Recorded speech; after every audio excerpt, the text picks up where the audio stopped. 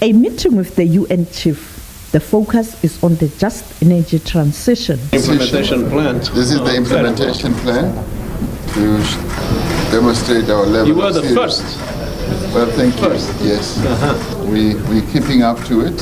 It was inspired in your example. Then it was off to the meeting where Tanzanian president spoke to women on the impact of climate change. After addressing the G77 summit, President Ramaphosa took time to respond to pressing issues in South Africa.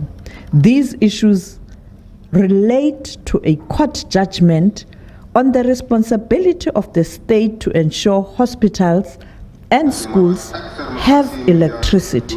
We've taken note of the judgment, and the judgment really speaks to what we want to see done. We want our schools, we want our hospitals to have the requisite amount of energy. So for us, it's a confirmation of our government program. We did say in the court papers that whilst that is our strategic objective, the issue of energy is affecting all of society. And there will be moments when we have load shedding that it affects certain portions of society negatively. But we are going to take steps to make sure that hospitals and schools and police stations are less adversely affected as we go on to address our energy challenges. We have the energy action plan. We've got that and we are implementing it. And the good thing is that we are implementing it together with various stakeholders, labor, business, and government. And through it, at the NECOM level, we've been able to get all government departments to work together. So the plan is working.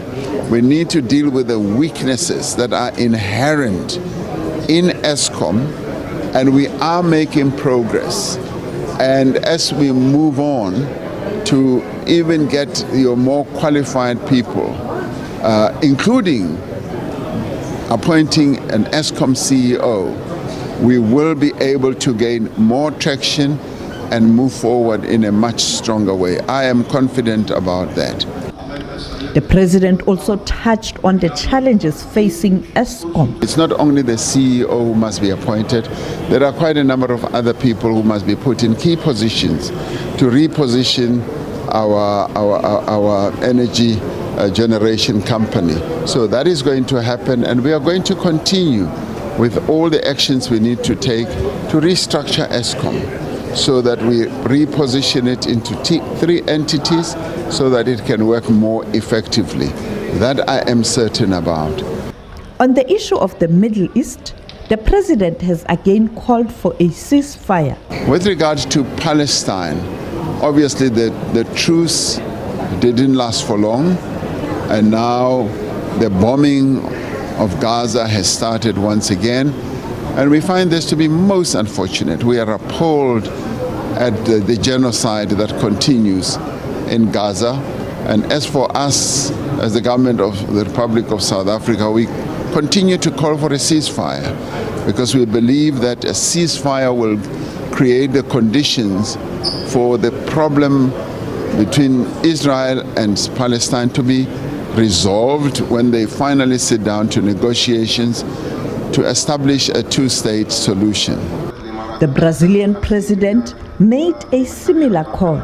We that are heads of countries should take an attitude that either we change the UN Security Council or we will and put more members participating at the UN Security Council, or the responsibility will prevail of those that will occupy these seats. So that's why I am very much bothered when I start my speech today, and I could miss this opportunity to talk about the war and peace issues, and that they should stop the war and let's negotiate around the table and save lives instead of destroying lives. Sophie Mukwege, SABC News, Dubai.